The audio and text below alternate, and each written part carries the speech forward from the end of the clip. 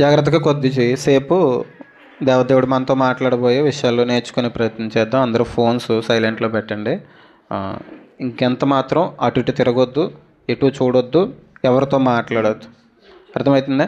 ఎవరితో మాట్లాడొద్దు. పిల్లల్ని కొంచెం సైలెంట్లో పెట్టండి. జాగ్రత్తగా వాక్యం వినండి. వాయిస్ అర్థమవుతుందా? బేస్ వస్తుందా? అర్థమవుతుంది కదా? చిన్న ప్రార్థన చేసుకుందాం. చిన్న ప్రార్థన. దేవదేవుడు మనతో సూటిగా మాట్లాడలాగానే చిన్న ప్రార్థన చేసుకుని వర్తమానంలోనికి వెళ్దాం. ప్రార్థన. పరలోకమందున మా తండ్రి, దయ కలిగిన మా దేవ, నేతపవిత్రమైన ప్రశస్తమైన నామానికి వేలాది వందనాలు తండ్రి. తండ్రి దేవ, ప్రభా, నిలబడిన నేను ప్రభు మాట్లాడటం వల్ల ఎవరికి ఉపయోగం లేదు. ప్రభు ఆత్మదేవ, మీరే మాట్లాడండి. ఆత్మీయ ఉజ్జీవాన్ని తండ్రి మాలో రగిలింపు చేయండి. ప్రభా, ఈరోజు పుట్టినరోజు జరుపుకుంటున్న ఆ బిడ్డకు ఈ మాటలు అర్థం కాకపోవచ్చు. ప్రభా తండ్రి, ఈ మాటలు ఆ బిడ్డ కోసం మాత్రమే కాదు తండ్రి, మా కోసం, మా జీవితాల కోసం. ప్రభా, ఈ ప్రతి మాటను మేము గ్రహించి ఉన్నతంగా నీలో తండ్రి అడుగులు వేయటానికి, మా ప్రతి పొరపాటును సరి చేసుకుంటూ నీలో తండ్రి అత్యున్నతంగా తండ్రి నడవటానికి తండ్రి కృప దయచేయమని వేడుకుంటూ ఈ చిన్న ప్రార్థన మా ప్రభువును రక్షకుడైన యేసేపేట అడిగి వేడుకుంటున్నాం పరమ తండ్రి. ఆమె. మంచిది. దేవుని నామానికి మహిమ కలుగును గాక. కొంచెం బిగ్గరగా చెప్తారా? దేవుడు మనతో సూటిగా మాట్లాడను గాక. యెషయా గ్రంథం 49వ అధ్యాయం. కొంచెం తొందరగా మీరు తీసి నాకు సహకరిస్తే మనం ముందుకెళ్దాం. యెషయా గ్రంథం 49వ అధ్యాయం 15-16 వచనాలు. స్త్రీ తన గర్భమున పుట్టిన బిడ్డను కరుణింపకుండా తన చెంటి పిల్లను మరుచున వారైనా మరుచుదురు గాని నేను నిన్ను మరువను. చూడుము, నా అరచేతుల మీదనే నిన్ను చెక్కి ఉన్నాను. నీ ప్రాకారములు నిత్యము నా ఎదుట ఉన్నవి. జాగ్రత్తగా గమనించండి. దేవాది దేవుడు మనుషుల మీద ఎంత ప్రేమ ఉందో తెలియజేస్తున్నాడు. ఏంటట? మనుషుల మీద ఎంత ప్రేమ ఉందో ప్రేమని వ్యక్తపరుస్తున్నాడట. ఎలా వ్యక్తపరుస్తున్నాడు? మీరు అటు ఇటు చూడకుండా ఇలానే చూస్తూ వినండి. జాగ్రత్తగా విందాం. దేవుడు మనుషుల ఎడల తన ప్రేమను వెల్లడి చేస్తున్నాడు, వ్యక్తపరుస్తున్నాడు, చెప్తున్నాడు. తన మనసులో ఉన్న భావాన్ని చెప్తున్నాడు. ఎలాగంటే, ఒక తల్లి తన కడుపున పుట్టిన బిడ్డను ఒకవేళ మర్చిపోవచ్చు. నిద్దట్లో ఉన్నప్పుడు ఆటోమేటిక్గా అందరూ మర్చిపోతారు. ఆ తల్లి అయినా మర్చిపోతుందేమో కానీ నేను మాత్రం మిమ్మల్ని మర్చిపోను. మిమ్మల్ని నేను అధికంగా ప్రేమిస్తున్నాను అనడానికి ఎగ్జాంపుల్ ఏంటంటే, మీకు ఒక చిన్న మాట చెప్తాను. నా అరచేతుల్లో మిమ్మల్ని చెక్కుకున్నాను. ఎక్కడట? అరచేతుల్లో చెక్కుకున్నారట. మీకు సాధారణంగా అర్థం కావటానికి, మనకు బాగా ఇష్టమైన వాళ్ళు ఎవరైనా ఉన్నారనుకోండి, వాళ్ళ పేర్లు అప్పట్లో పచ్చబొట్లు పొడిపుంచుకునేవారు. ఇప్పుడైతే ట్యాటూలు అవి వచ్చాయి, కానీ అప్పట్లో అయితే ముళ్ళులతో ఇలా గుచ్చేవారు అనుకుంటా, సూదులతో గుచ్చేవారు. ఇప్పుడు పచ్చబొట్లు మనకు బాగా ఎవరైనా ఇష్టం ఉంటే వాళ్ళ పేర్లు ఒక్కొక్కరు గుండెల మీద అమ్మనో లేకపోతే నాన్ననో ఏదో ఒక పేరు కొట్టించుకుంటూ ఉంటారు, వాళ్ళకి ఇష్టమైన వాళ్ళ పేర్లు. ఇప్పుడు ఆలోచించండి, బాగా ఇష్టం ఉంటే ఎప్పుడు చూస్తూ ఉండిపోవడానికి చేతి మీద కావచ్చు, గుండెల మీద కావచ్చు, వాళ్ళ పేర్లు లేకపోతే వాళ్ళ మొఖాలు లేకపోతే వాళ్ళకున్న ఏవైతే వాళ్ళకి బాగా ఇష్టమైనవో మన చేతుల మీద ముద్రించుకుంటాం. దేనికోసం? ఎప్పుడు చూస్తూ ఉండటానికి. ఇంకా ఎవరైనా మనకి బాగా ఇష్టమైన మన పిల్లలు ఉన్నారనుకోండి, వాళ్ళ పిల్లల్ని ఫోన్ మీద స్క్రీన్లో వాల్ పేపర్ కింద పెట్టుకుంటారు. దేనికోసం? మనకి ఎప్పుడు ఫోన్ చూడటం అలవాటు కాబట్టి ఆ ఫోన్ చూసినప్పుడల్లా వాళ్ళని చూస్తూ ఉండటానికి. మనం బాగా ఇష్టమైన వాళ్ళని మనం ఎప్పుడు తరచూ చూస్తూ ఉండాలనుకుంటాం. అవునా కదా? తరచూ చూస్తూ ఉండాలనుకుంటాం. దేవుడట మన మీద ఎంత ప్రేమను వ్యక్తపరుస్తున్నాడట, అరచేతుల్లో చెక్కేసుకున్నాడట. ఎక్కడ? కొంచెం గడిగా చెప్పండి. అరచేతుల్లో చెక్కుకున్నాడట. ఎంత ప్రేమ ఆలోచించండి. సాధారణంగా మనం మన అవయవాల్లో, మన శరీర భాగాల్లో అరచేతుల్ని ఎక్కువగా చూస్తాం. అవునా కదా? ఏ పని చేస్తున్నా అరచేతుల్ని ఎక్కువగా చూస్తుంటాం. ఇప్పుడు ఆయన అరచేతుల్లో మన రూపాన్ని చెక్కుకున్నాడట. గుచ్చటం కాదు, ఏదో ముళ్ళు తీసుకుని సూది తీసుకుని పచ్చబొట్టు వేసుకోవడం కాదు, అరచేతుల్లో చెక్కుకున్నాడు. అంటే చెక్కడం అంటే మన రూపాన్ని అలా ఒక ప్రింట్ వేసాడట, అరచేతుల్లో ఉంచి అలా చూసుకుంటున్నాడట. ఎంత ఇష్టం ఆలోచించి. ఆ దేవాది దేవుడట అరచేతుల్లో మన రూపాన్ని చెక్కుకొని అదే చేతులతో మనల్ని నిర్మించాడట. ఆ మాట చూద్దాం చూడండి. యోబు గ్రంథం జాగ్రత్తగా వర్తమానాన్ని విందాం. యోబు గ్రంథం 10వ అధ్యాయం, సైలెంట్లో పెట్టండి. యోబు గ్రంథం 10వ అధ్యాయం 8వ వచనం.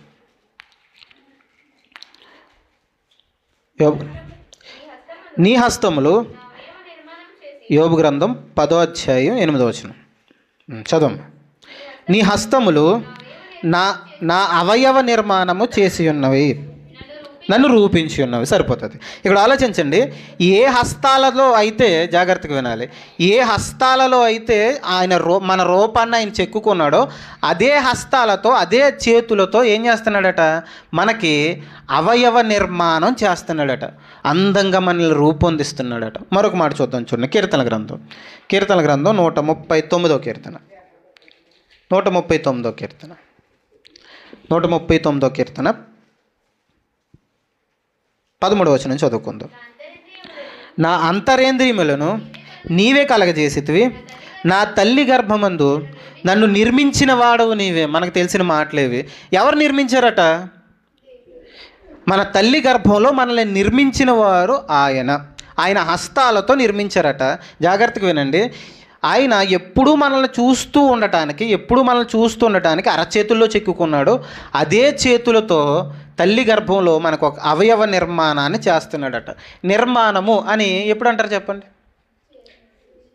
ఒక బిల్డింగ్ కట్టేటప్పుడు బిల్డింగ్ నిర్మిస్తున్నాము అని చెప్తారు కదా.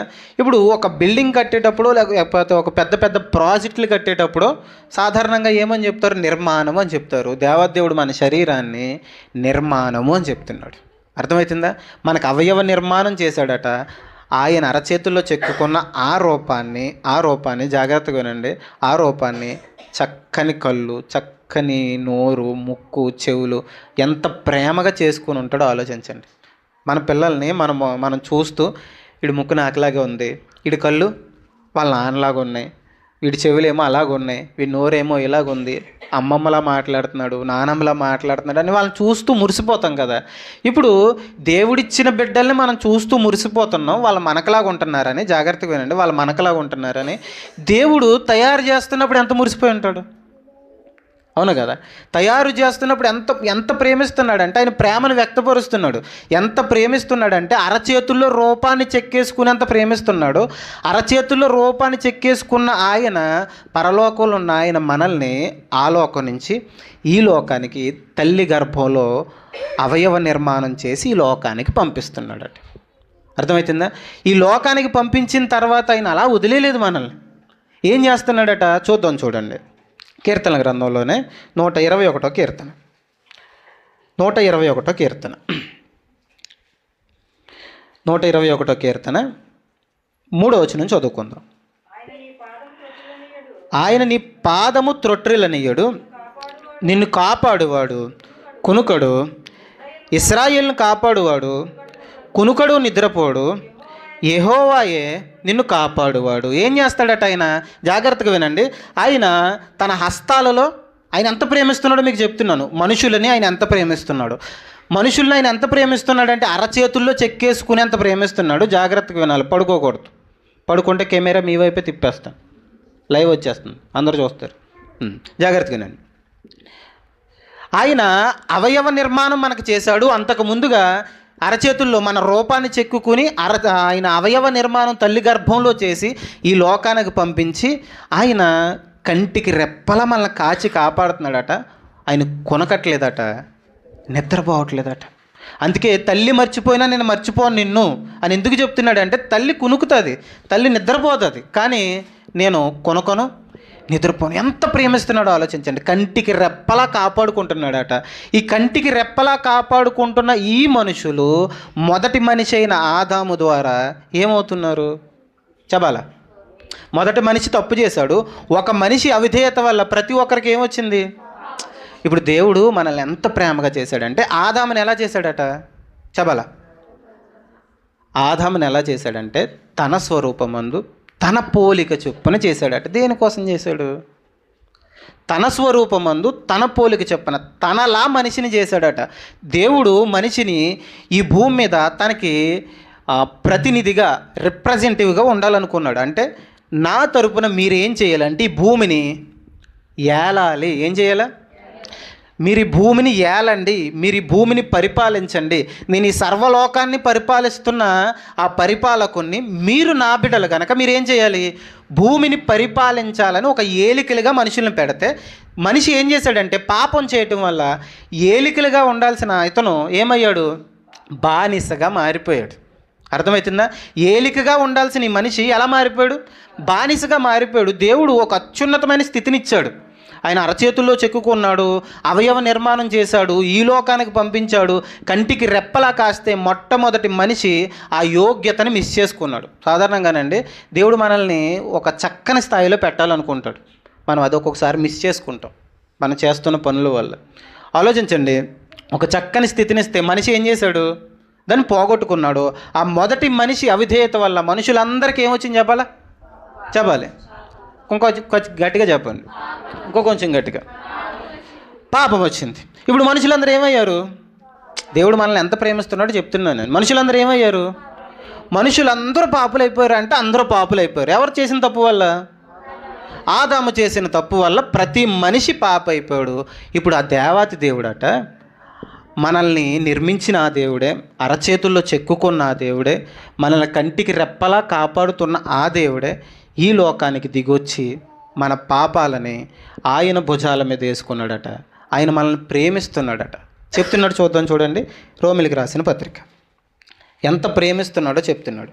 రోమిలికి రాసిన పత్రిక 5వ అధ్యాయం. రోమిలికి రాసిన పత్రిక 5వ అధ్యాయం 8వ వచనం.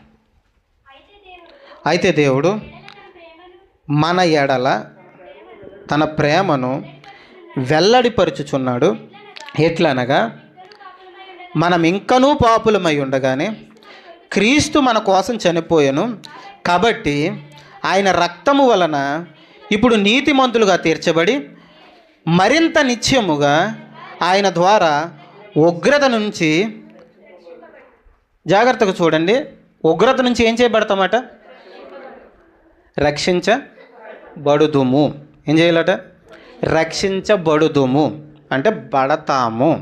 ఓకే, ఇప్పుడు ఆలోచించండి. ఆయన మన ఎడల తన ప్రేమను వెల్లడిపరుస్తున్నాడు. వెల్లడిపరచడం అంటే చెప్తున్నాడు, మిమ్మల్ని నేను అరచేతుల్లో చెక్కుకున్నానని చెప్పాడు, అవయవ నిర్మాణం చేశానని చెప్పాడు, మిమ్మల్ని కంటికి రెప్పలా కాస్తున్నానని చెప్పాడు. కంటికి రెప్పలా కాచిన ఆ దేవుడే మనుషులు పాపం చేస్తే మరలా చెప్తున్నాడు, మీరు పాపులై ఉండగానే నేను ప్రేమిస్తున్నాను మిమ్మల్ని, మీ ఎడల నేను ప్రేమని వెల్లడిపరుస్తున్నాను, ప్రేమని ఎక్స్ప్రెస్ చేస్తున్నాను, ప్రేమని చెప్తున్నాను. ఎలాగంటే మీరు పాపులై ఉండగానే మీరు పాపులై ఉండగానే నేను మీకోసం వచ్చి చచ్చిపోయాను. ఆయన మరణించడం ద్వారా, ఆయన మరణాన్ని మనం అంగీకరించడం ద్వారా మనం అందరం ఏమయ్యామట? అక్కడ చూడండి, యేసుక్రీస్తు వారిని అంగీకరించడం ద్వారా మనం ఏమయ్యాం? ఉగ్రత నుంచి రక్షించబడ్డాం. కాబట్టి ఆయన రక్తం వలన ఆయన రక్తం వల్ల ఏమవుతున్నాం? ఎవరైతే యేసుక్రీస్తు వారిని అంగీకరించి, జాగ్రత్తగా వినాలి, ఎవరైతే యేసుక్రీస్తు వారిని అంగీకరించి ఆయన రక్తంలో కడగబడతారో, యేసుక్రీస్తు వారిని అంగీకరించి ఆయన రక్తంలో కడగబడతారో, కడగబడిన ప్రతి వ్యక్తి ఏమవుతాడు? నమ్మి బాప్తిసం పొందినవాడు రక్షించబడతాడు. నమ్మాలి. తర్వాత బాప్తిసం పొందిన తర్వాత ఏమవుతాం? రక్షించబడతాం. రక్షించబడటం అంటే ఇక్కడున్న వచనం ప్రకారం నీతిమంతులు అవుతాం. ఏమవుతాం?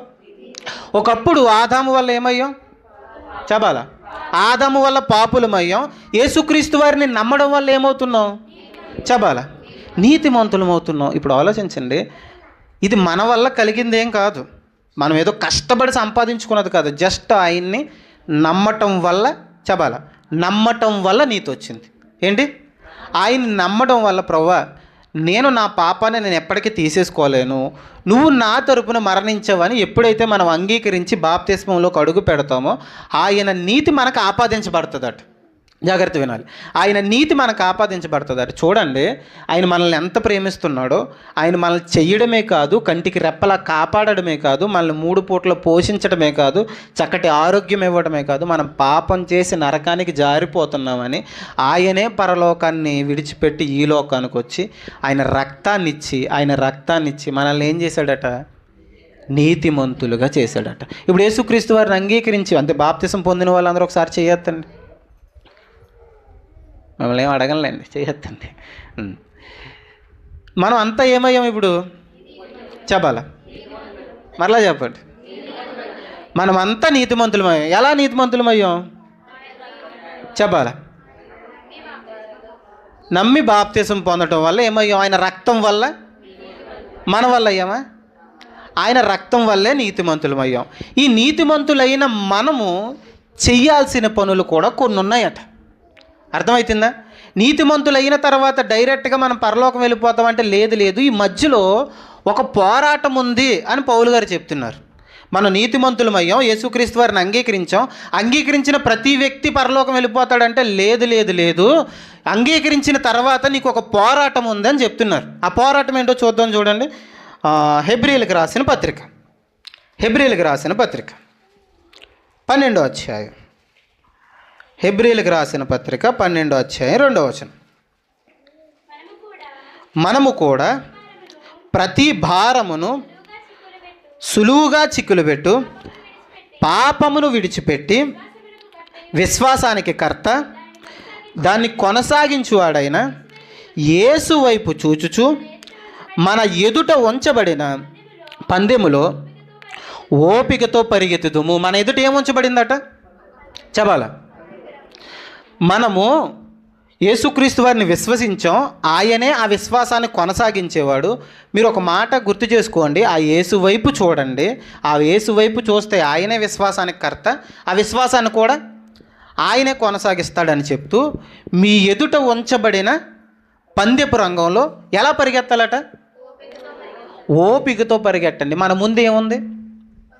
పందెం ఉంది. ఇప్పుడు పందెంలో గెలిచిన వాళ్ళకి బహుమతి ఇస్తారా? ఎవరు పడితే వాళ్ళకి ఇచ్చేస్తారా? గెలిచిన వాళ్ళకే కదా. ఓపికతో పరిగెట్టండి అని ఎందుకు చెప్తున్నారు? మీరు నీతిమంతులయ్యారు, యేసుక్రీస్తు వారిని విశ్వసించిన తర్వాత మీరు ఎలా పడితే అలా ఉంటే కుదరదు. ఇది ఒక పోరాటం, ఇది ఆత్మీయ పోరాటం, ఆత్మీయ ప్రయాణం. ఈ ఆత్మీయ పోరాటంలో మీరు ఓపికతో పరిగెట్టాలి. ఓపిక తెచ్చుకోండి. సులువుగా చిక్కులు పెట్టే పాపం ఉంది, అక్కడ రాయబడి ఉంది చూడండి. సులువుగా చిక్కులు పెట్టే పాపం అట. చాలా అంటే చాలా సులువుగా చిక్కులు పెడుతుందట, మనల్ని మోసం చేస్తుందట. సాతాను మనల్ని ఎలా మోసం చేస్తుంది తెలుసా? వాక్యం చూపించే. అర్థమవుతుందా? యేసుక్రీస్తు వారిని ఎలా మోసం చేసింది? మోసం చేసిందంటే మోసం చేయాలని చూసింది, శోధించాలని చూసింది. ఎలాగా? ఈ రాళ్ళని రొట్టెలుగా చేసుకుని తినమని చెప్పిందట. అది వచనాలు చూపిస్తుంది. అర్థమవుతుందా? వచనాలు, వాక్యాలు చూపిస్తుంది. మనుషుల్ని సులువుగా చిక్కులు పెడుతుందట.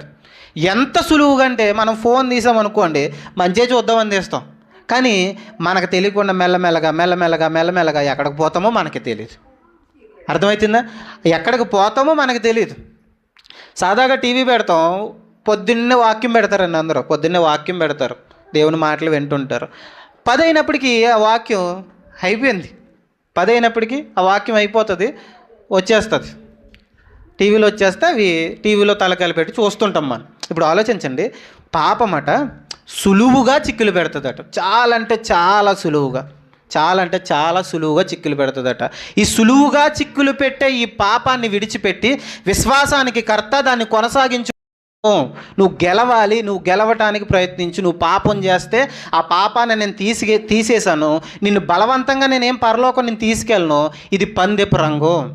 దేవుడు మనల్ని ఒక్క మాట జ్ఞాపకం చేసుకోండి, రోబోట్లో కంట్రోల్ చేయట్లేదు. అర్థమవుతుందా? మనం ఏమైనా రోబోట్లమా? దేవుడు రోబోట్లో కంట్రోల్ చేస్తున్నాడు మనల్ని. మనం యేసుక్రీస్తు వారిని అంగీకరించకుండానే మనకు నీతి ఇచ్చేసి నువ్వు నీతిమంతుడు అయిపోయావు, నువ్వు డైరెక్ట్గా పరలోకం నడిచి అని చెప్తున్నాడా? రోబోట్లాగా ఏం కంట్రోల్ చేయట్లేదు మనల్ని ఆయన. జాగ్రత్తగా అందరూ ఇలా చూస్తూ వినాలి, అందరు ఇలాగే చూస్తూ వినండి, నా ముఖంకే చూస్తూ వినండి జాగ్రత్తగా. ఇప్పుడు ఆలోచించండి, ఆయన మనల్ని రోబోట్లాగా ఏం కంట్రోల్ చేయట్లేదు. మీ ముందు ఒక పందెపు రంగం ఉంది, మీరు నాన్న గెలవాలి, మీరు జాగ్రత్తగా ఉండండి. సులువుగా చిక్కులు పెట్టే ఈ పాపం ఉంది, అపవాది గర్జించే సింహం వలె మీ మీద దాడి చెయ్యాలని చూస్తున్నాడు. జాగ్రత్త అని బైబిల్లో అనేక విషయాలు రాయించుకుంటూ వచ్చాడు. ఒకవేళ ఈ విశ్వాసి పాపం చేశాడు అనుకోండి, నీతిమంతుడయ్యాడు. ఈ విశ్వాసి ఎలా నీతిమంతుడయ్యాడు చెప్పాలి? యేసుక్రీస్తు వారి రక్తం ద్వారా నీతిమంతుడయ్యాడు. ఇతని ముందు ఏముంది? పందెం ఉంది. ఈ పందెంలో ఎలా పరిగెట్టాలి? ఓపికతో పరిగెత్తాలి. ఈ ఓపికతో పరిగెత్తకుండా ఈ పందెంలో ఒకవేళ పొరపాటున సులువుగా చిక్కులు పెట్టే పాపాన్ని బట్టి ఒకవేళ పాపం చేశాడు అనుకోండి, ఈ విశ్వాసి ఎక్కడికి వెళ్తాడు? కొంచెం గట్టిగా చెప్పండి. వెళ్తాడా? పరలోకానికి వెళ్తాడా? పాపం చేసిన విశ్వాసి ఎక్కడికి వెళ్తాడు? ఇది నేను చెప్పడం కాదు, బైబిలే చెప్తుంది. చూడండి. యాకోబు పత్రిక 5వ అధ్యాయం ముగించేసుకుందాం, చేసుకుందాం, కొంచెం జాగ్రత్తగా వినండి. యాకోబు పత్రిక 5వ అధ్యాయం 19-20 వచనాలు చదువుకుందాం. నా సహోదరులారా, మీలో ఎవడైనను సత్యం నుండి తొలగిపోయినప్పుడు మరి ఒకడు అతని సత్యానికి మళ్ళించాలి. జాగ్రత్తగా విందాం, కొంచెం ఈ మాటను జాగ్రత్తగా ఆలోచిస్తూ విందాం. నా సహోదరులారా, ఈ పత్రిక రాస్తుంది ఎవరంటే యాకోబు గారు. ఈ యాకోబు ఎవరంటే యేసుక్రీస్తు వారి తమ్ముడు. అంటే యేసుక్రీస్తు వారు పుట్టిన తర్వాత మరియా యోసేపులు వివాహం చేసుకోవడం జరిగింది. ఎంగేజ్మెంట్ అయిన తర్వాత పరిశుద్ధాత్మ ప్రేరణ వల్ల ఎవరు పుట్టారు? యేసుక్రీస్తు వారు పుట్టారు. ఆ తర్వాత వీళ్ళు వివాహం చేసుకోవడం, తర్వాత వీళ్ళకి పిల్లలు పుట్టడం కూడా జరిగింది. వెనకాల వరుసలో ఉన్న వాళ్ళందరూ పడుకుంటున్నారు, జాగ్రత్తగానండి. ఇప్పుడు ఆ తమ్ముడు జాగ్రత్తగా, యేసుక్రీస్తు వారి తమ్ముడు యాకోబు గారు ఆయన పత్రిక రాస్తూ చెప్తున్నారు. మొదట్లో యేసుక్రీస్తు వారు నమ్మలేదు ఈయన, తర్వాత నమ్మారు. జాగ్రత్తగా వినాలి. తర్వాత నమ్మితే జాగ్రత్తగా వినాలి, మాట్లాడకండి. తర్వాత నమ్మితే ఆయన పత్రిక రాస్తున్నారట. ఎవరికి పత్రిక రాస్తున్నారంటే స్టార్టింగ్లో చూడండి, పత్రిక స్టార్టింగ్లో మొదటి వచనం. దేవుని యొక్కయు ప్రభువైన యేసుక్రీస్తు యొక్కయు దాసుడైన యాకోబు అన్య దేశముల యందు చెదిరి ఉన్న 12 గోత్రముల వారికి శుభమని చెప్పి రాయినది. అన్యుల దేశానికి కొంతమంది ఇశ్రాయేలీలు చెదిరిపోయారట. ప్రారంభ శతాబ్దంలో ఒక కలిగిన హింస వల్ల యేసుక్రీస్తు వారిని నమ్మినందుకు వాళ్ళని ఇబ్బందులు పెడుతుంటే కొంతమంది ఏం చేశారంటే ఈ 12 గోత్రాల వాళ్ళు, ఇశ్రాయేలు 12 గోత్రాల వాళ్ళు ఆయా దేశాలకి, అన్య దేశాలకి చెదిరిపోయారట. వేరే దేశాలకి, ఇశ్రాయేల్ దేశం కాక బయట దేశాలకి చెదిరిపోయారు. ఇలా చూస్తామనండి, బయట దేశాలకి చెదిరిపోతే ఆ చెదిరిపోయిన ఇశ్రాయేలీలందరికీ పత్రిక రాస్తున్నారు. అర్థమవుతుందా? యేసుక్రీస్తు వారిని అంగీకరించారు. వీళ్ళు అంగీకరించినందుకు హింసలు పెడుతుంటే వీళ్ళు ఎక్కడికి పారిపోయారు? చెప్పాలా? అన్య దేశాలకు పారిపోయారు. ఇప్పుడు ఈ అన్య దేశాల్లో ఉన్న ఈ సహోదరులకి వాళ్ళని బలపరచడానికి పత్రిక రాస్తున్నారు. అర్థమవుతుందా? వీళ్ళు ఏం చేశారు? యేసుక్రీస్తు వారిని అంగీకరించారు కదా. యేసుక్రీస్తు వారిని అంగీకరించిన వీళ్ళు ఏమవుతారు? ఆయన రక్తం వల్ల నీతిమంతులు అవుతారు. ఈ నీతిమంతులైన సహోదరులకి యాకోబు గారు పత్రిక రాస్తూ మనం చదువుకున్న మాట చెప్తున్నారు. ఆ మాట చూద్దాం చూడండి సార్. 5:19. సహోదరులారా, జాగ్రత్తగా అక్కడ చూడండి, నేను చదువుతున్నాను. సహోదరులారా, ఎవరి సహోదరులు? యేసుక్రీస్తు వారిని అంగీకరించిన వారు, 12 గోత్రాల వారు. యేసుక్రీస్తు వారిని అంగీకరించిన ఈ సహోదరులని, నా సహోదరులారా, మీలో ఎవడైనా సత్యం నుంచి తొలగిపోతే, దేని నుంచి తొలగిపోతే? సత్యం నుంచి తొలగిపోతే. సత్యం అంటే వాక్య సంబంధమైన మార్గం. ఈ వాక్య సంబంధమైన మార్గం నుంచి తప్పిపోతే మరి ఒకడు, అంటే మీలో ఇంకొకడు అతనిని సత్యానికి ఏం చేయాలి? మళ్ళించాలి. ఏం చేయాలట? అందరూ చెప్పండి కొంచెం. సత్యానికి మళ్ళించాలి. సహోదరులారా, మీలో ఎవడైనా పాపం అంటే సత్యం నుంచి తొలగిపోతే, సత్యం నుంచి తొలగిపోవడమే పాపం చేస్తే అతన్ని ఏం చేయాలి? సత్యంలోనికి మళ్ళించాలి. ఈ సహోదరుడు లేకపోతే ఈ సత్యం నుంచి తొలగిపోయిన వ్యక్తి ఏం చేయబడతాడు అని అంటే 20వ వచనంలో చూడండి. పాపి వాని తప్పు మార్గం నుండి మళ్ళించువాడు. మొట్టమొదటి వచనంలో చెప్తున్నారు సహోదరుడు సత్యం నుంచి తొలగిపోయాడు. ఆ సహోదరుడు ఏమవుతాడంటే 20వ వచనంలో చెప్తున్నారు ఆ సహోదరుడు ఏమవుతాడు? చెప్పాలా? ఆ సహోదరుడు పాప అవుతాడు. అతను సత్యం నుంచి తొలగిపోవడాన్ని ఏమని చెప్తున్నాడు అంటే తప్పు మార్గం అని చెప్తున్నాడు. సత్యం నుంచి తొలగిపోవడం ఏంటట? సహోదరుడు పాపం చేస్తే ఏమవుతాడట? చెప్పాలా? సహోదరుడు పాపం చేస్తే పాప అవుతాడు. సత్య మార్గం నుంచి తొలగిపోవడం అంటే తప్పు మార్గంలోనికి వెళ్ళిపోవడం. తప్పు మార్గంలోనికి వెళ్ళిపోయిన అతన్ని నువ్వేం చేయాలట? మళ్ళించాలి, అంటే సత్యంలోకి మళ్ళించాలి. ఒరే నాన్న, నువ్వు చేసిన తప్పు, ఆ తప్పు చేయకూడదు, మనం యేసుక్రీస్తు వారిని అంగీకరించాం, నువ్వు తప్పు చేయకూడదని మరలా మాటలు చెప్పి ఎక్కడ తీసుకురావాలి? సత్యంలోనికి తీసుకురావాలి. అలా సత్యంలోనికి తీసుకురాకపోతే ఏం జరుగుతుందంటే అతని ఆత్మ నరకానికి వెళ్ళిపోయే ప్రమాదం ఉందట. అక్కడే రాస్తున్నారు చూడండి. మరణము నుండి ఒక ఆత్మను రక్షించి అనేక పాపములను కప్పివేయునని తాను తెలుసుకోవాలి. ఏంటట? ఇతన్ని తప్పించకపోతే, ఇతనికి సత్యం ప్రకటించకపోతే, ఇతనికి సత్యాన్ని తప్పు మార్గం నుంచి మళ్ళించకపోతే ఏం జరుగుతుందట? ఇతని ఆత్మ నశించిపోయే ప్రమాదం ఉంది. ఇతని ఆత్మకి మరణం ఉంటుంది. ఆత్మకు మరణం అంటే శరీరానికి మరణం అంటే చచ్చిపోవటం, ఆత్మకు మరణం అంటే నరకానికి వెళ్ళడం. అంటే ఈ సహోదరుడు నీతిమంతుడైన ఇతను, యేసుక్రీస్తు వారిని అంగీకరించిన ఇతను పాపం చేయటం వల్ల ఏమవుతున్నాడు? పాప అవుతున్నాడు. సత్య మార్గం నుంచి తొలగిపోవడం అంటే తప్పు మార్గంలోకి వెళ్ళిపోవడం. ఈ తప్పు మార్గంలోకి వెళ్ళిపోయిన ఈయన ఏమవుతాడంటే ఆత్మ నరకానికి వెళ్ళిపోయే ప్రమాదం ఉంది కనుక నువ్వేం చేయాలి? సత్యంలోకి మళ్ళించాలి, అతని తప్పు మార్గంలో ఉన్నాడని చెప్పాలి అని చెప్తున్నారు. అర్థమవుతుందా? ఇప్పుడు ఆలోచించండి. యేసుక్రీస్తు వారిని అంగీకరించిన ప్రతి ఒక్కరు ఎక్కడికి వెళ్ళిపోరు చెప్పండి? చెప్పాలా? ఎక్కడికి వెళ్ళరు?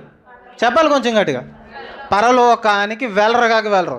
ఎలా ఉండాలంటే మన ముందు ఒక పందెపు రంగం ఉంది. ఆ పందెపు రంగంలో ఓపికగా పరిగెట్టాలి. ఒకవేళ తప్పిపోతే మీ సహోదరుడైన వారు ఏం చేయాలి? తప్పించాలి. ఒకవేళ తప్పించకపోతే అతను చేసిన పాపం వల్ల పాపిగా ఉండిపోతాడు. పాపిగా ఉండిపోతే అతని ఆత్మ ఏమవుతుంది? చెప్పాలి, నరకానికి వెళ్తుంది. కాబట్టి ఏం చేయాలి చెప్పండి? చెప్పాలి, ఏం చేయాలి? అతన్ని తప్పించాలి, సత్యంలోకి మళ్ళించాలి. ఆయన ఎంత గొప్ప కృపనిచ్చేసాడంటే ఆ కృప ఈరోజు చాలామందికి ఎటకారం అయిపోయింది. కానీ ఆయన ఎంత గొప్ప కృపనిచ్చారంటే పరలోకం వెళ్ళడం మన వల్ల ఎప్పటికీ అవుతుంది తెలుసా? మన పాపులు, మనలో ఉన్న పాపాన్ని తీసేసుకోవడం మన వల్ల ఎప్పటికీ అవుతుంది.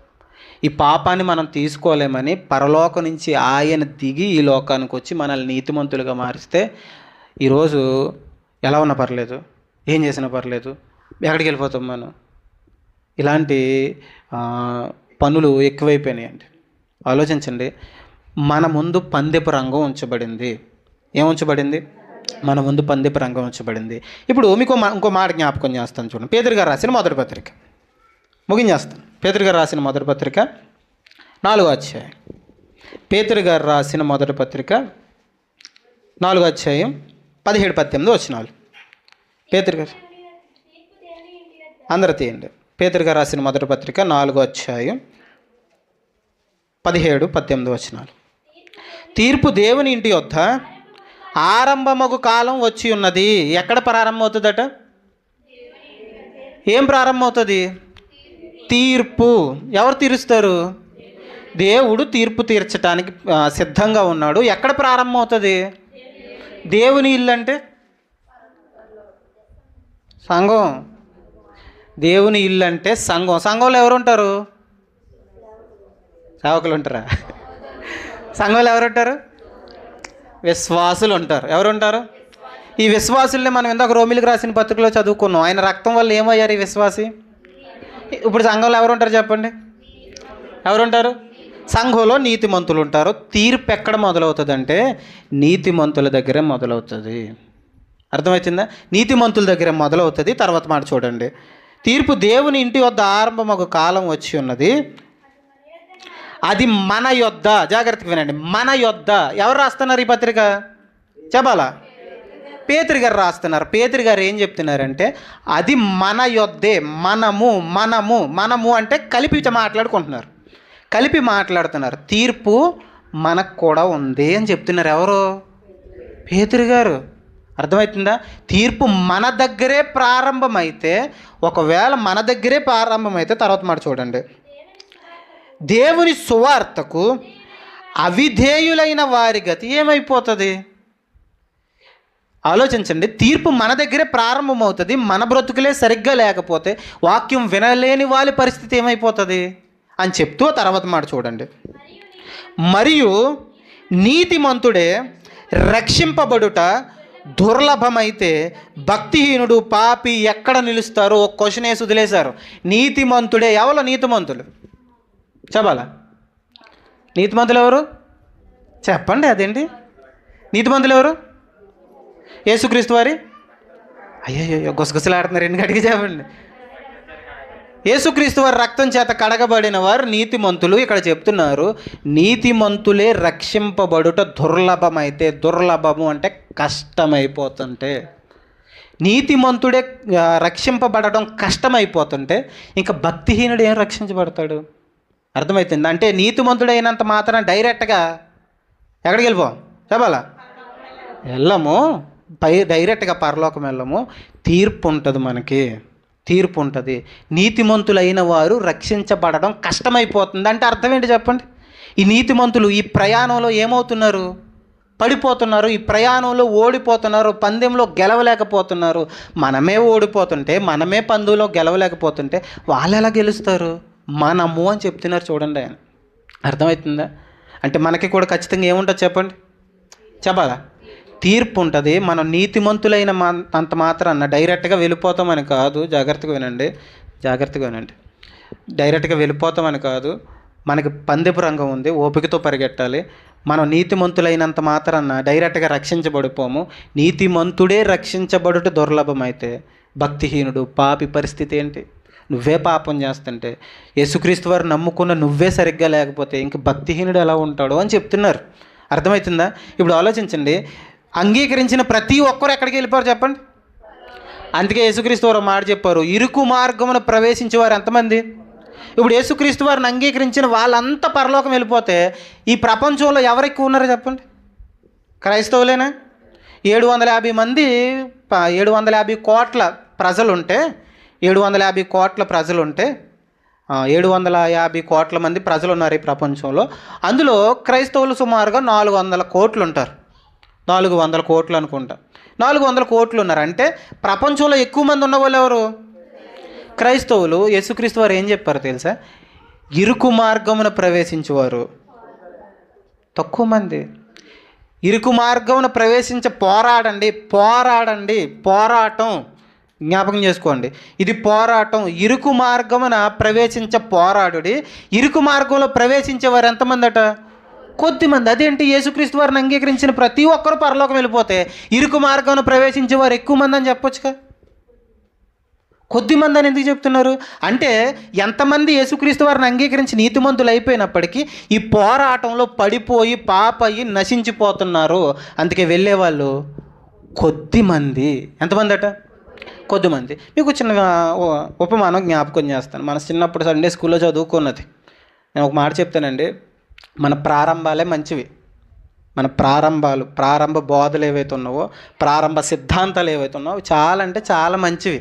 పెంతుకోస్తు విధానాలు కావచ్చు, బాప్టిస్ట్ విధానాలు కావచ్చు, లేకపోతే మన సంఘ విధానాలు కావచ్చు, ఇవి మంచివి. ఇవి మొన్న ఒక సేవకులు వచ్చారు కదా, అశోక్ పాస్ట్ గారు, క్రిస్మస్కి. ఆయన చెప్తూ ఒక ఉదాహరణ చెప్పారు. మీకు గుర్తుందో లేదో. చదువుకోకముందట కాకరకాయ అన్నాడట. బాగా చదివేసుకున్న తర్వాత కీకరకాయ అన్నాడట.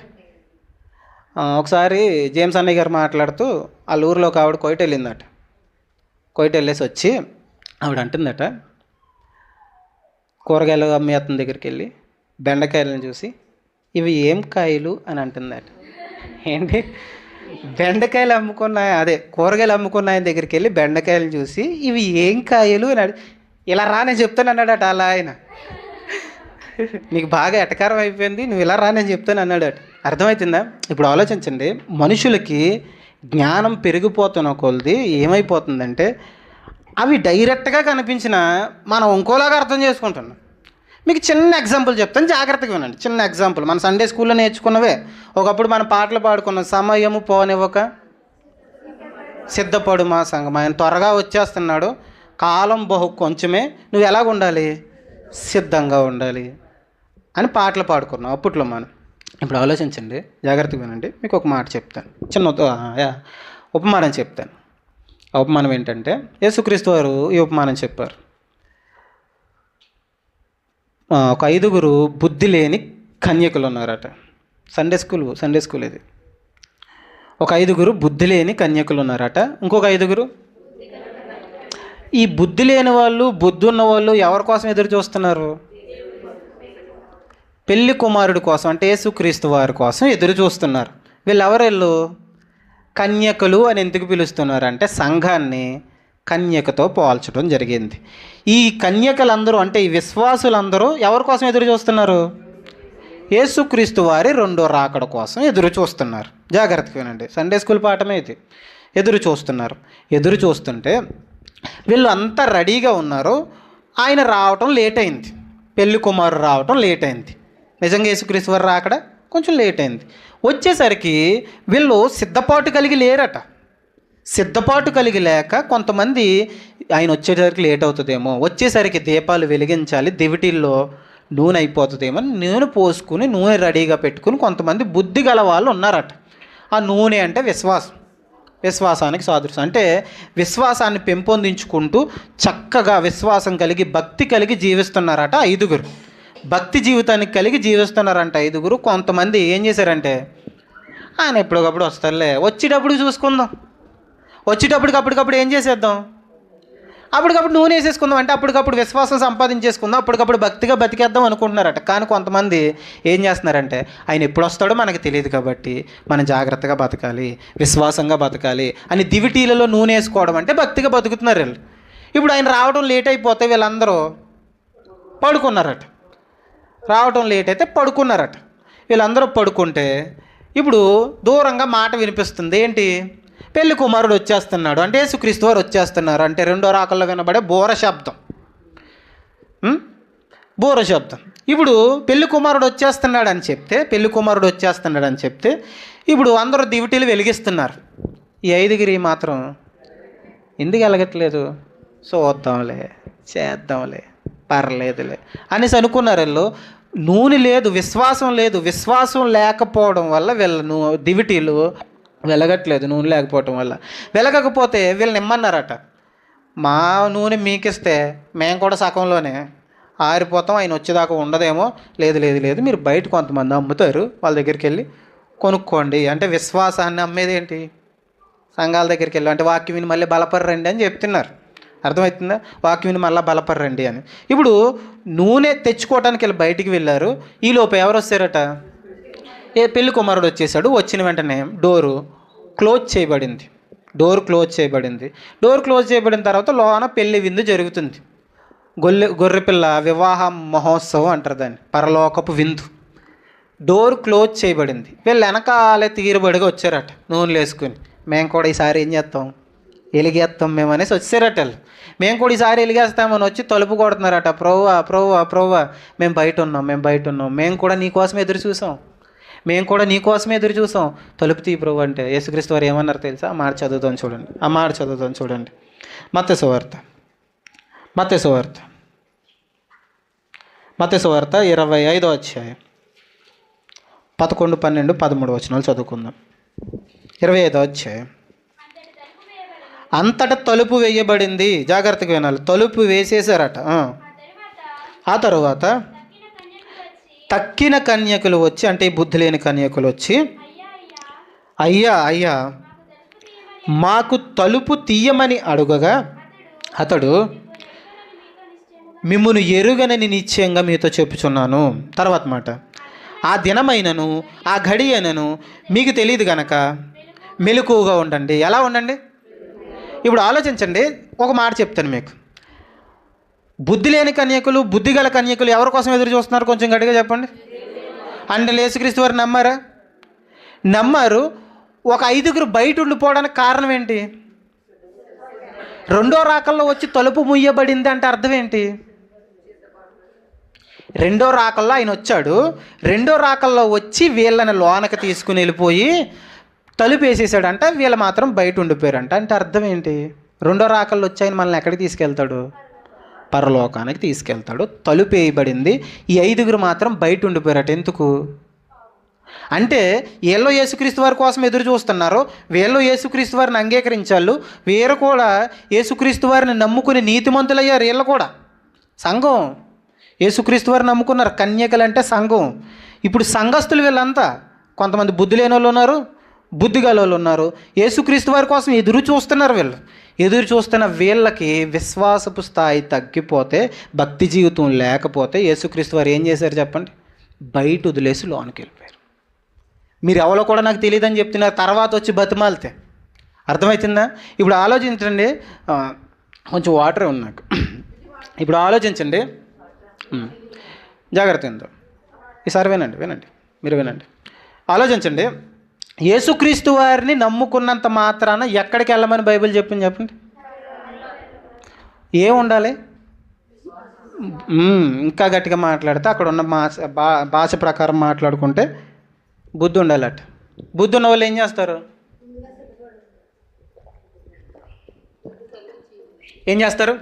బుద్ధి ఉండడం అంటే ఏం లేదు, విశ్వాసాన్ని కాపాడుకొని జాగ్రత్తగా ఉండాలి. వీళ్ళు ఏం చేశారంటే, చూద్దాంలే, మారదాంలే, ఎప్పటికప్పుడు మారదాంలే. నమ్మేసుకున్నారు. మనమందరూ యేసుక్రీస్తు వారు నమ్ముకున్నాం, మారదాంలే, చూద్దాంలే, ఇంకా టైం ఉందని వాళ్ళు అలాగే నిర్లక్ష్యం చేశారు. ఆయన ఏ టైంలో వస్తాడో తెలియదు. కాబట్టి మెలకువగా ఉండండి, భక్తి జీవితాలు పాడు చేసుకోకండి. ఏవేవో మాటలు విని భక్తి జీవితాలు పాడు చేసుకోకండి. ఎవరు పడితే వాళ్ళు పరలోకం వెళ్తారని యేసుక్రీస్తు వారు ఎక్కడా చెప్పలేదు. ఇది ఇరుకు మార్గం అని చెప్పారు. ఇరుకు మార్గంలో కొంతమందే వెళ్తారని చెప్పారు. అర్థం చేసుకోండి. ఇప్పుడు మీకు చివరగా రెండు వచనాలు చూపిస్తాను, జస్ట్ చదివించి ముగించేస్తాను. పిలిపిలికి రాసిన పత్రిక 2వ అధ్యాయం. పిలిపిలికి రాసిన పత్రిక 2వ అధ్యాయం 12వ వచనం. కాగా అందరు తీయండి. పిలిపిలికి రాసిన పత్రిక 2వ అధ్యాయం 12వ వచనం. కాగా నా ప్రియులారా, అందరు తీసారా? 2:12 చదవండి. కాగా నా ప్రియులారా, మీరెల్లప్పుడూ విధేయులై ఉన్న ప్రకారము నా ఎదుట ఉన్నప్పుడు మాత్రమే గాక మరి ఎక్కువగా నేను మీతో లేని ఈ కాలమందును భయముతోను వణుకుతోను మీ సొంత రక్షణని కొనసాగించండి. అక్కడ ఒక విచిత్రమైన మాట కనిపిస్తుంది, మీరు గమనించారో లేదు? జాగ్రత్తగా వినాలి. అక్కడ ఏం చెప్తున్నారు అని అంటే, పౌలు గారు పిలుపు సంఘానికి రాస్తూ, పిలుపు ప్రాంతంలో ఉన్న ఆ సంఘానికి రాస్తూ, పిలిపిలికి రాస్తూ, నేను మీ దగ్గర ఉన్నప్పుడు మాత్రమే కాదు, నేను మీ దగ్గర లేనప్పుడు కూడా భయముతో, కనిపిస్తుంది అక్కడ. తర్వాత భయముతో వణుకుతో ఏం కొనసాగించాలి?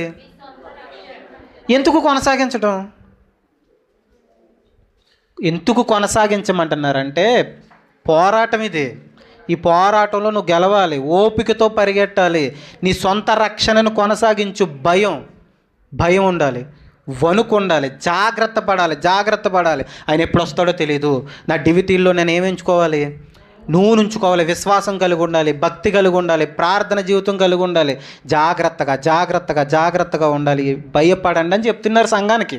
మీ సొంత రక్షణను కొనసాగించండి భయముతో వణుకుతో. వణుకు ఎక్కడుంది చెప్పండి మన జీవితాలకి? ప్రార్థన జీవితం ఉందా? ఇంకో వాళ్ళు చూసారా ఎలా పడుకుంటున్నారా?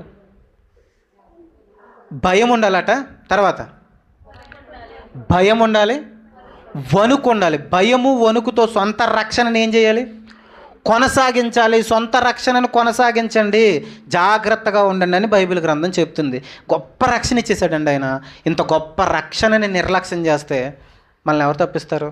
ఆ మాట కూడా చూద్దాం. చూడండి, హెబ్రీయులకు రాసిన పత్రిక 2వ అధ్యాయం 3-4 వచనాలు. హెబ్రీయులకు రాసిన పత్రిక. ఇంత గొప్ప రక్షణను మనము నిర్లక్ష్యం చేసిన ఎడల ఎలాగూ తప్పించుకుందుము. అంటే రక్షణని నిర్లక్ష్యం చేస్తే ఏం చేయబడమడవా చెప్పాలి? రక్షణని నిర్లక్ష్యం చేస్తే ఏమవ్వలేము? రక్షించబడలేము. ఇంత గొప్ప రక్షణను నిర్లక్ష్యం చేసిన ఎడల ఎలాగ తప్పించుకుంటావు? అంటే రక్షణని ఏం చేయకూడదు చెప్పండి? నిర్లక్ష్యం చేయొద్దు.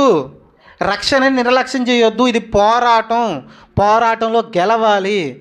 జయించిన వానికే జీవకిరీటం ఇస్తానని చెప్పాడు ఆయన. జయించిన వారికే ఇస్తాను. ఎవరు పడితే వాళ్ళు వెళ్ళిపోతారని బైబిల్ ఎక్కడా చెప్పలేదు. ఇది ఇరుకు మార్గం అని చెప్పింది, కొద్దిమంది మాత్రమే వెళ్తారని చెప్పింది, ఇది పందెపు రంగం అని చెప్పింది. కాబట్టి మీరు మీ సొంత రక్షణని భయముతో వణుకుతో కొనసాగించండి. అంత మాత్రమే కాదట, ఏంటి ఇంత గొప్ప రక్షణ ఇచ్చేసాడు మనకి. పరలోకం వెళ్ళడానికి మనకు అర్హత లేదు, ఆయన అర్హత ఇచ్చేసాడు. గొప్ప యోగ్యతనిచ్చేశాడు. ఈ రక్షణని నిర్లక్ష్యం చేసామనుకోండి, ఎవరు తప్పిస్తారు? అంటే రక్షణని నిర్లక్ష్యం చేస్తే తప్పించబడము అంటే అర్థం ఏంటి చెప్పండి? తప్పించబడము అంటే రక్షణని నిర్లక్ష్యం చేయొద్దు. ఒకవేళ నిర్లక్ష్యం చేస్తే తప్పించబడం. దేని నుంచి తప్పించబడం? అర్థమవుతుందా? రక్షణ నిర్లక్ష్యం చేయొద్దు. ఆయన గొప్ప రక్షణ ఇచ్చేశాడు. ఆ గొప్ప రక్షణని భయముతో, వణుకుతో, భయభక్తులతో ఆ బుద్ధిగల కన్యకులు విశ్వాసం కలిగి, ప్రార్థన జీవితం కలిగి ఎలాగైతే మసులుకున్నారో అలా మసులుకుంటూ వెళ్ళిపోవాలట. అర్థమవుతుందా? దేవుడు మనల్ని ఎంత ప్రేమిస్తున్నాడో మీకు చెప్తున్నాను.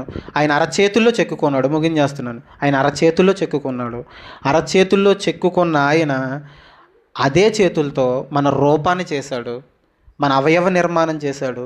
ఆయన కనీసం పడుకోకుండా, కంటికి కునుకు లేకుండా మనల్ని కాచి కాపాడుతున్నాడట. ఆ కాచి కాపాడుతున్న ఆ దేవుడు మనుషులు పాపం చేస్తే పరలోకాన్ని విడిచిపెట్టి ఈ లోకానికి వచ్చాడట. ఈ లోకానికి వచ్చి మన కోసం మన పాపాలన్నీ భుజాల మీద వేసుకుని మనల్ని రక్షించి గొప్ప రక్షణ భాగ్యాన్ని మనకిచ్చి మనల్ని నీతిమంతులుగా మార్చాడట. ఈ నీతిమంతులైన మీరు మరల నాన్న, నేను నా అరచేతుల్లో చెక్కుకుని నీ వైపు అలా చూస్తున్నాను, నువ్వు నీ సొంత రక్షణని జాగ్రత్తగా కాపాడుకొని మరలా తిరిగి నా దగ్గరికి వచ్చి. అర్థమవుతుందా? నరులారా తిరిగి రండి అని ఆయన పిలుస్తున్నాడట. ఎప్పుడు వస్తారు నా దగ్గరికి? ఎప్పుడు వస్తారు మీరు? ఇప్పుడు ఆలోచించండి. మీకు ఒక చిన్న మాట చెప్తాను. ఇప్పుడు మన పిల్లలు ఉన్నారనుకోండి. మన పిల్లలు స్కూల్కి వెళ్ళి సాయంత్రం ఇంటికి రాలేదనుకోండి, కాలేజీకి వెళ్ళి ఇంటికి రాలేదనుకోండి, 6 అవుతుంది రాలేదు, 7 అవుతుంది రాలేదు, ఫోన్ చేస్తుంటే ఎత్తట్లేదు. మీ భయం ఎలా ఉంటుంది చెప్పండి? ఏమైపోందో అని ఆలోచిస్తామే, కంగారు పడతాం, ఫ్రెండ్స్కి ఫోన్ చేస్తాం, వాళ్ళు మాకు తెలియదు అన్నారు అనుకోండి, బంధువులకి చేస్తాం, అక్కడికి కానీ వచ్చారేమన్నా, వాళ్ళు తెలియదు అన్నారు అనుకోండి, అప్పుడు ఏం చేస్తాం? వెతకటానికి వెళ్తాం. ఎంత వెతికినా దొరకట్లేదు అనుకోండి, వెంటనే పోలీస్ స్టేషన్కి వెళ్తాం. అక్కడికి వెళ్ళినా దొరకట్లేదు అనుకోండి, బాధ ఎలాగుంటుంది చెప్పండి? ఇప్పుడు ఆలోచించండి. స్కూల్కి వెళ్ళిన పిల్లలు మరలా తిరిగి రాకపోతుంటేనే మనం ఎంత బాధపడతాం, తప్పిపోతే ఎంత బాధపడతాం, అవును కదా? ఆయన మనల్ని ఎంత ప్రేమిస్తున్నాడంటే అరచేతుల్లో చెక్కుకుని మన రూపాన్ని అలా చూస్తున్నాడట. ఎప్పుడు వస్తావు నా దగ్గరికి, ఎప్పుడు వస్తావు? అంత ఇష్టం అట మనకి. కంటి మీద కునుకు లేకుండా అలా కాస్తున్నాడట. మరలా నా దగ్గరికి వచ్చి, నీకు రక్షణ ఇచ్చాను కదా, దాన్ని నిర్లక్ష్యం చేయకు, జాగ్రత్తగా ఉండు. ఈ పంది పరంగులో నువ్వు గెలిచి రావాలి. నువ్వు నా కుమారుడివి, నా కుమార్తె, నువ్వు గెలవగలవు. గెలవటానికి ఆయన ఏం చేశాడో తెలుసా? ఇంద్రియ నిగ్రహము గల ఆత్మనిచ్చాడట. అర్థమవుతుందా? పరిశుద్ధాత్మని ఎందుకు ఇచ్చాడంటే మనకి, మన చేతకాని వాళ్ళ కింద ఉంటామని కాదు. పరిశుద్ధాత్మ తీవ్రతను మనకి ఎందుకు ఇచ్చాడంటే భక్తిగా బతకాలి నువ్వు. నీకు తోడుగా పరిశుద్ధాత్మను కూడా ఇస్తున్నాను. చూడండి, ఆయన మనల్ని పుట్టించాడు, ఆయన మనల్ని పోషిస్తున్నాడు, ఆయన రక్షణ ఇచ్చాడు. మరలా రక్షించబడిన తర్వాత ఎక్కడ పాపం చేస్తామో అని పరిశుద్ధాత్మ సహాయాన్ని ఇచ్చాడట. ఆత్మ ఎలాంటిదో తెలుసా? ఇంద్రియ నిగ్రహం గల ఆత్మ. ఏంటట? ఇంద్రియ నిగ్రహం గల ఆత్మట. ఇంద్రియాలు అంటే మన బాడీలో ఏవైతే అవయవాలు ఉన్నాయో, ఈ అవయవాల్లో వచ్చే కోరికలు ఏవైతే ఉన్నాయో ఈ వీటిని నిగ్రహించుకునే, అదుపు చేసుకునే ఆత్మ అంటది. మనం పిరికిగల ఆత్మను పొందుకోలేదు. అక్కడే రాయబడి ఉంటుంది, పిరికిగల ఆత్మను మనం పొందుకోలేదు, ఇంద్రియ నిగ్రహం గల ఆత్మనిచ్చాడట. ఆలోచించండి, ఆయన మన కోసం అక్కడి నుంచి మరలా ఇక్కడికి వచ్చాం, ఇక్కడి నుంచి మరలా అక్కడికి వెళ్ళటానికి ఎంతలా ఎదురు చూస్తున్నాడో ఆలోచించండి. స్కూల్కి వెళ్ళిన పిల్లలు రాకపోతే మనం బాధపడుతున్నాం కదా. ఒకవేళ రక్షించబడిన తర్వాత తప్పిపోయి ఎప్పటికీ ఆయన దగ్గరికి వెళ్ళకుండా నరకానికి జారిపోతే ఆయన ఎంత బాధపడతాడో చెప్పండి. ఆయన అరచేతుల రూపాన్ని అలా చూస్తుంటే, ఎప్పుడు వస్తావు అంటూ చూస్తుంటే, మనం మాత్రం తప్పిపోయామనుకోండి, రక్షణ నిర్లక్ష్యం చేసామనుకోండి, ఆ బుద్ధి లేని కన్యకల్లాగా చూద్దాంలే చేద్దాంలే తర్వాత చూద్దామని ఒకవేళ ఆలోచిస్తూ ఉండిపోయామనుకోండి, ఆయన రాకడ వచ్చేసింది అనుకోండి, మనం ఎత్తబడలేదనుకోండి, ఏం చేస్తాం చెప్పండి? కాబట్టి పౌలు గారు పిలిపిలికి రాస్తున్న పట్టికలో చెప్తున్నారు ఏంటంటే, మీ సొంత రక్షణని భయముతో, వణుకుతో కొనసాగించండి. ఆయన మీకోసం ఎదురు చూస్తున్న ఆయన దగ్గరికి మీరు మరలా వెళ్ళాలి. మీకు ఒక ప్రయాణం ఉంది.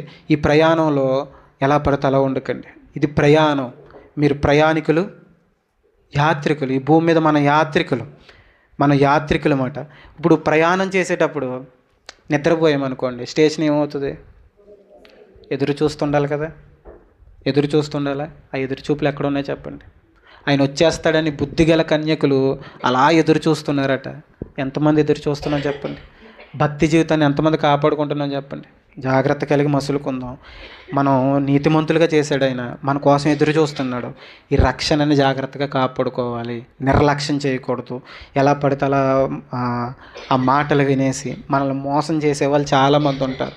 ఆ మోసపూరితమైన మాటలు కొంచెం పక్కన పెట్టి బైబిల్లో ఏముందో చూసి జాగ్రత్తగా మనం ఎక్కడి నుంచి వచ్చామో మనం అంతా అక్కడికి వెళ్ళిపోయామనుకోండి. ఇక్కడ ఎంతమంది అయితే ఇలాగ ఆరాధిస్తున్నామో, ఈ ఆరాధించే ప్రతి ఒక్కరు పరలోకంలో కలిసి ఆరాధిస్తే ఎలా ఉంటుంది చెప్పండి? అది కావాలని కోరుకుంటున్నాడు ఆయన. అర్థమవుతుందా? ఈ భూమి మీద మనల్ని పుట్టించింది నేను పరిశుద్ధుని, మీరు కూడా సమస్త ప్రవర్తనల యందు పరిశుద్ధులై ఉండండి. పేతురు గారు రాసిన పత్రిక మొదటి పత్రిక అనుకుంటా. నేను పరిశుద్ధుని, మీరు కూడా ఎలాగ ఉండాలి? పరిశుద్ధులు. ఎన్నటెన్నటికి నీ సన్నిధికి పరిశుద్ధతే అనుకూలం. కీర్తన గ్రంథంలో చెప్పబడుతుంది. ఎప్పటికీ ఆయన సన్నిధికి అనుకూలం ఏంటంటే పరిశుద్ధతేనట. పరిశుద్ధత కలవారే ఆయన సన్నిధిలో అనుకూలంగా అంటే అక్కడికి వెళ్ళగలరు అని చెప్తున్నారు. ఆలోచించండి, జాగ్రత్తగా బతుకుదాం, ప్రార్థన జీవితాన్ని కలిగి ఉందాం. ప్రతిరోజు బైబిల్ చదవండి, ప్రతిరోజు ప్రార్థన చేసుకోండి, భక్తి జీవితాన్ని కాపాడుకోండి. పరిశుద్ధాత్ముడు మనకు సహాయంగా ఉన్నాడు, మనం భక్తిగా బతకగలం. బతకలేరని ఎవరన్నారు? మనం భక్తిగా బతకగలం. మనకి ఇంద్రియ నిగ్రహం గల ఆత్మనిచ్చాడు. ఆత్మ సహాయాన్ని పొందుకొని జాగ్రత్తగా మసులుకుంటే మనం ఎక్కడి నుంచి వచ్చామో, మన కోసం ఎదురు చూస్తున్న ఆ దేవుని దగ్గరికి మరలా వెళ్ళిపోతాం. అర్థమవుతుందా? అలాంటి గొప్ప కృపను దేవుడు మనకు దయచేయను గాక. మన రక్షణ మనం నిర్లక్ష్యం చేయకుండా ఉందుదాం గాక. ప్రార్థన చేసుకుందాం. ప్రార్థన చేసుకుందామా? ప్రార్థన చేద్దాం. మోకరించగలిగిన వారు ఒకసారి మోకరించండి. మోకరించగలిగిన ప్రతి ఒక్కరు ఒకసారి మోకరించండి. చిన్న ప్రార్థన చేసుకుందాం. మనస్ఫూర్తిగా ప్రార్థన చేద్దాం. దేవుడు మనతో మాట్లాడిన విధానాన్ని బట్టి లేని వాళ్ళు ఒకసారి లేచి నిలబడండి. మోకరించలేని వాళ్ళు ఒకసారి లేచి నిలబడండి. ప్రార్థన చేసుకుందాం. ఒక నిమిషం పాటు ముగించేసుకుందాం. అయిపోయింది. ఒక 10 నిమిషాల్లో ముగించేసుకుని వెళ్ళిపోతాం. ప్రార్థన చేసుకుందాం. ప్రార్థన చేద్దామా? హృదయపూర్వకంగా ప్రార్థన చేద్దాం. ప్రభా, నువ్వు మాతో మాట్లాడిన విధానాన్ని బట్టి నీకు స్తోత్రాలు. ప్రభా, నేను పొందుకున్న ఈ రక్షణను భయముతో వణుకుతో కొనసాగించడానికి ఎంత మాత్రం నిర్లక్ష్యం చేయకుండా నీ కోసం ఎదురు చూసే ఆ బుద్ధిగల కన్యకల్లా నేను ఉండటానికి ప్రభా కృప దయచేయండి. ప్రార్థన చేద్దాం. ఎంత మాత్రం మనం మోసపోవడానికి వీల్లేదు. అపవాది పెట్టే ఆ శోధనలకి మోసపోవడానికి వీల్లేదు. ప్రార్థన చేసుకుందాం. దయచేసి ప్రార్థన చేద్దాం. హృదయపూర్వకంగా ప్రార్థన చేసుకుందాం. ప్రార్థన చేసుకుందాం. హృదయపూర్వకంగా ప్రార్థన చేద్దాం. ఆయన అడుగుదాం. ప్రభా, ఎంత మాత్రం ప్రభా నేను నిర్లక్ష్యం చేయకూడదు. ప్రభా, సహాయం దయచేయండి. ప్రార్థన చేసుకుందాం. హృదయపూర్వకంగా ప్రార్థన చేద్దామా? దయచేసి ప్రార్థన చేసుకుందామండి. ప్రార్థన చేద్దాం. పరలోకమందున మా తండ్రి, దయ కలిగిన యథపవిత్రమైన ప్రశస్తమైన నామానికి వేలాది వందనాలు తండ్రి దేవ. ప్రభా, మీరు గొప్ప రక్షణ దయచేశారు ప్రభా. చేతుల్లో మమ్మల్ని చెక్కుకున్నారు ప్రభా. స్కూల్కి వెళ్ళిన పిల్లవాడే ప్రభా సాయంత్రానికి ఇంటికి రాకపోతే మేము ఎంత కంగారు పడిపోతామో ప్రభా, ఎంత దిగులు చెందుతామో ప్రభా. మేము మీ దగ్గరికి చేరకపోతే ప్రభా తండ్రి మీరు ఎంత బాధపడతారు. అరచేతుల్లో మా రూపాన్ని చూసుకుంటూ మీరు ఎన్నిసార్లు బాధపడ్డారు. మేము పాపం చేస్తున్న ప్రతిసారి ఎన్నిసార్లు బాధపడ్డారు ప్రభు తండ్రి. మిమ్మల్ని బాధ పెట్టకుండా ఉండటానికి మా అతిక్రమ క్రియలను బట్టి, మేము విననొల్లని స్థితిని బట్టి మీరు చాటున ఏడుస్తున్నారని తండ్రి నీ గ్రంథంలో రాసుకున్న ప్రభు. నిన్ను ఏడిపిస్తున్న వారిగా మేము ఉన్నామేమో, నీ కన్నీటికి మేము కారణం అవుతున్నామేమో. సహాయం దయచేయండి. ఎంత మాత్రం ప్రభు తండ్రి మేము చేపట్టుకున్న ఈ రక్షణ భాగ్యాన్ని ప్రభు తండ్రి ఎంత మాత్రం ప్రభు తండ్రి నిర్లక్ష్యం చేయక తండ్రి, భక్తి జీవితంతో తండ్రి దీన్ని కొనసాగించే కృపను మాకు దయచేయండి. భయముతోను వణుకుతోను ప్రభు కొనసాగించే కృపను మాకు దయచేయండి ప్రభు. కృప దయచేయండి. తండ్రి మాలో ఉన్న నిర్లక్ష్య స్వభావాన్ని తీసివేయండి ప్రభా. ఆత్మీయ ఉజ్జీవాన్ని రగిలింపజేయండి ప్రభా. ఆత్మీయ ఉజ్జీవాన్ని రగిలింపచేయండి. నీ గ్రంథాన్ని నిర్లక్ష్యం చేస్తున్నామేమో, ప్రార్థన నిర్లక్ష్యం చేస్తున్నామేమో ప్రభా. ఈ లోకపు మాటలు విని తండ్రి అపవాది పెడుతున్న తండ్రి ఆ శోధనలు విని ప్రభా భక్తి జీవితాన్ని నిర్లక్ష్యం చేసి ప్రభా ఆ బుద్ధి లేని కన్యకల్లా బయటే విడిచిపెట్టబడతామేమో ప్రభా తండ్రి. అంత మాత్రం అలా ఉండడానికి వీల్లేదు ప్రభా. మీరు మెలకువగా ఉండమన్నారు ప్రభా తండ్రి. మెలకువగా ఉండి తండ్రి మా జీవితాలు ప్రభా తండ్రి నీతో కలిసి ఆ పెళ్లి విందులో పాల్గొని ఆ చక్కని బుద్ధిగల కన్యకల్లో మేము కూడా ఉండడానికి కృప దయచేయండి, సహాయం దయచేయండి ప్రభా. నీతిమంతుడే రక్షించబడితే దుర్లభం అయిపోతుందని చెప్పారు ప్రభా తండ్రి. మేమే రక్షించబడిపోవడం కష్టమైపోతే ప్రభా తండ్రి. అనేకులకు మేము ఏం చెప్తాం, అనేకులు నీ దగ్గరికి ఏం చేరుస్తాం ప్రభా తండ్రి. సహాయం దయచేయండి, కృప దయచేయండి. ప్రతి ఒక్కరితో తండ్రి మీరు మాట్లాడిన విధానాన్ని బట్టి నీకు స్తోత్రాలు తండ్రి. మా హృదయాలలో ఈ మాటలను స్థిరపరచండి ప్రభా తండ్రి. ఎంత మాత్రం మా భక్తి జీవితాలను ఎవ్వరూ పాడు చేయకుండా ఉండడానికి తండ్రి కృప దయచేయండి.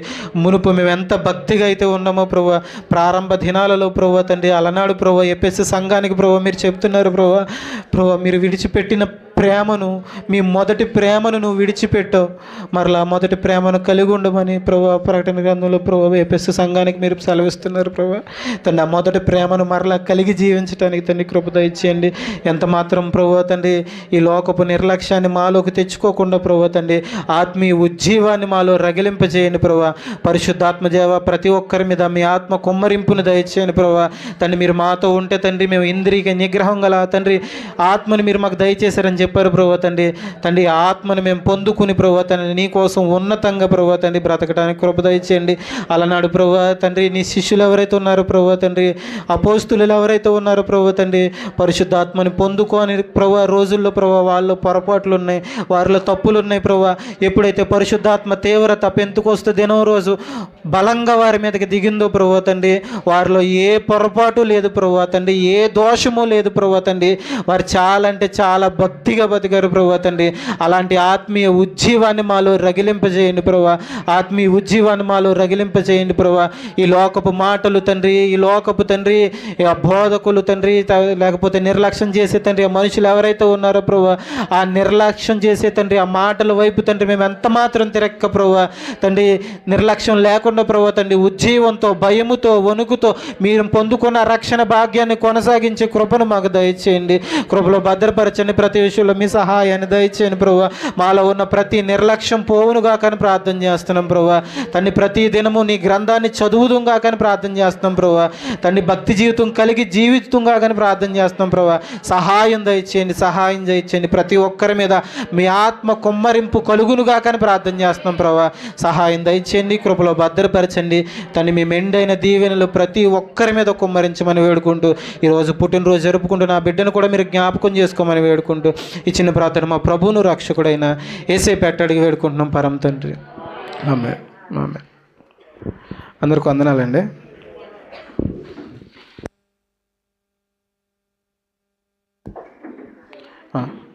మంచిదే.